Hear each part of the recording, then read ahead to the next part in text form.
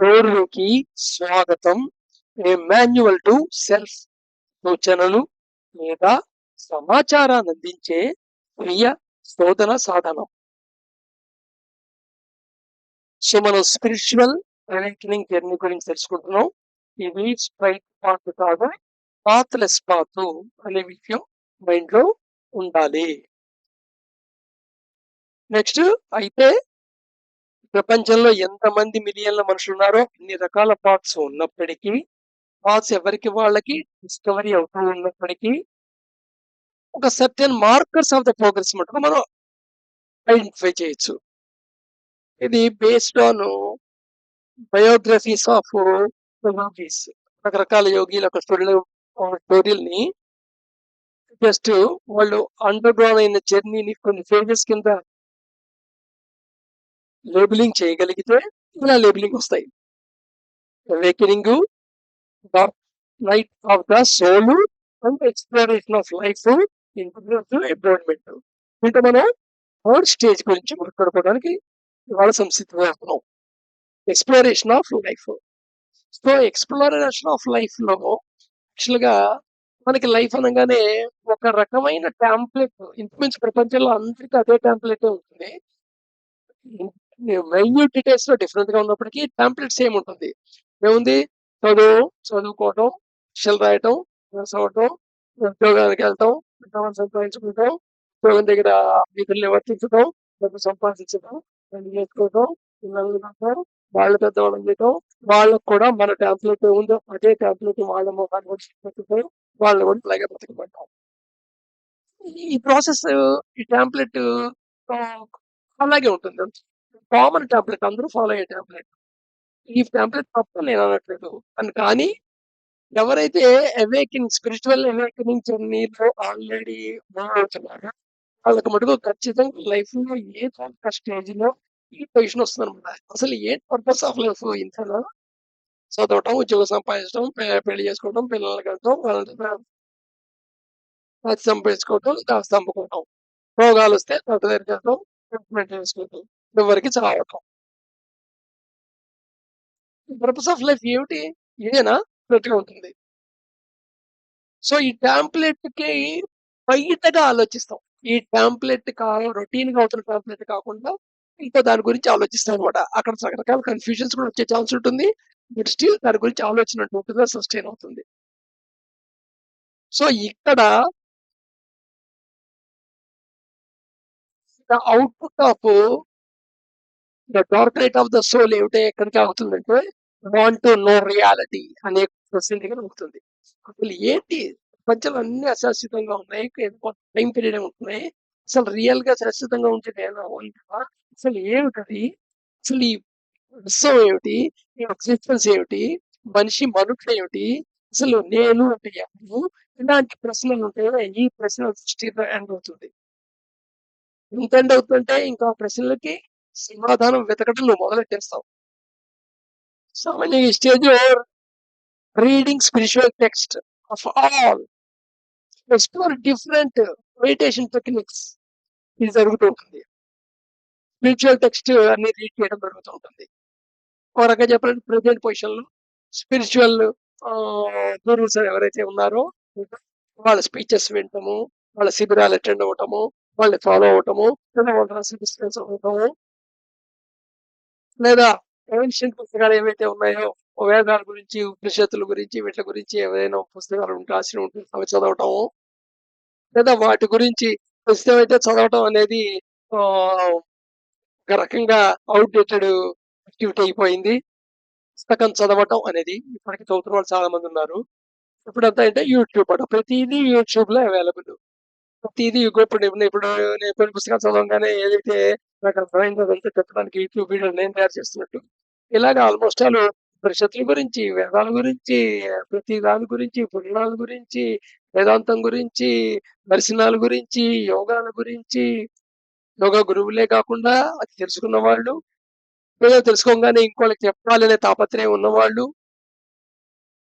తనకు తాను teacher role assume చేసుకున్న వాళ్ళు, లేదా ఎదుర్కొన్న వాళ్ళతో విజ్ఞానం షేర్ చేసుకొని ఇద్దరు కలిసి అభివృద్ధి చెందుతాం అనుకునే వాళ్ళు, ఇలా రకరకాల కారణాలు ఏదైతే మొత్తం మీద ఈ స్పిరిచ్యువల్ నాలెడ్జ్‌ని అక్యుములేట్ చేసుకుంటారనమాట. ఈ స్టేజ్ కూడా చాలా క్రూషియల్ స్టేజ్.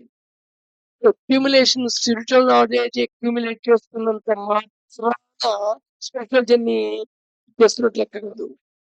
అది ఎంత వరకు వాటిని కాంటెంప్లేట్ చేస్తున్నావు. అంటే ఒకటి చదివిన తర్వాత దాన్ని రిఫ్లెక్టింగ్ ఎంత చేస్తున్నావు. శ్రవణం, వినడం, మననం, నిధిధ్యాస. తర్వాత దాన్ని అప్పుడప్పుడు ఎక్స్‌పెరిమెంటల్‌గా అప్లై చేయడానికి ట్రై చేస్తూ ఉండి, దాని ఫలితాన్ని నువ్వు అబ్జర్వ్ చేసి, ఆ ఫలితం వల్ల నీకు రియలైజేషన్ వచ్చి అది నెమ్మదిగా గ్రాడ్యుయల్‌గా హాబిట్ కింద మారిపోతుంది. అది అండర్‌స్టాండింగ్ ప్రాసెస్ మాట. సో, ఇక్కడ ఎక్స్‌పీరియన్స్‌కి, అండర్‌స్టాండ్‌కి చాలా దూరం ఉంది. 2 ఒకటి కాదు. దీని గురించి తర్వాత ఒక వీడియోలో ఇంకా డీటెయిల్‌గా వస్తుందనుకోండి. So, different meditation techniques. ఇప్పుడు బోలెడు మెడిటేషన్ టెక్నిక్స్ ఎక్కడ అవైలబుల్ ఉన్నాయి. మ్యాగజైన్స్‌లో వస్తున్నాయి. చాలా మంది చెప్తుంటారు. ట్రైనింగ్ ఇస్తుంటారు. సో, వీటన్నిటిలో నీకు ఏది నీకు కన్వీనియంట్‌గా అనువుగా ఉందో నువ్వు చేయగలవు అనుకున్న వాటిలన్నిటిని ఎక్స్‌ప్లోర్ చేయడానికి ట్రై చేస్తుంటావు. ఈ ఎక్స్‌ప్లోర్ చేస్తున్న ఎక్స్‌పెరిమెంట్‌లో దాన్ని అసలు ఏ ప్రిడిస్పోజిషన్ లేకుండా at the same time result orientation అనేది లేకుండా జస్ట్ ఇంటెన్సిటీగా దాన్ని ప్రాక్టీస్ చేస్తే అది వేరు.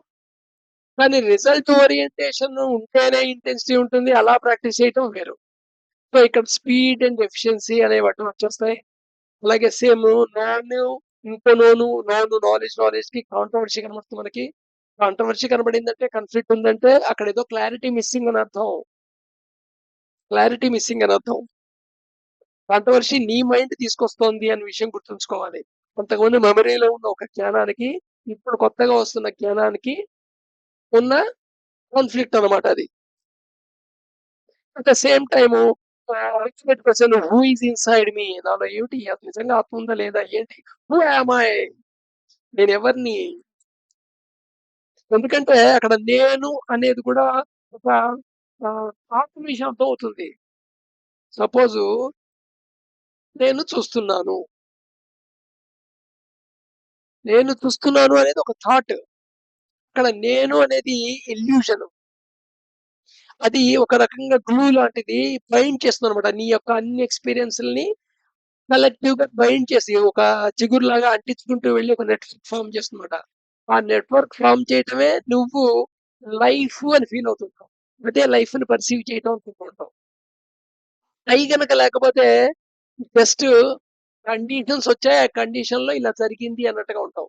సో, నీ ద్వారా జరిగింది అనే నేను చూసాను గాదు. నా ద్వారా చూడబడింది. ఈ రెండిటికి చాలా తేడా ఉంది. నేను విన్నాను వేరు. నా ద్వారా వినబడింది వేరు. సో, అక్కడ నా అనేదానికి, ఐ అనేదానికి యాక్చువల్‌గా ఇన్‌సెపరేషన్ ఉండదు. ఇది విర్చువల్ ఐ యాక్చువల్‌గా. అసలు రియల్ ఐ ఏమిటి? Who is experiencing everything? Who am I? ఇలాంటి ఫండమెంటల్ క్వెషన్స్ తిరిగేస్తుంటాయి మైండ్‌లో. Connect with spiritual teachers.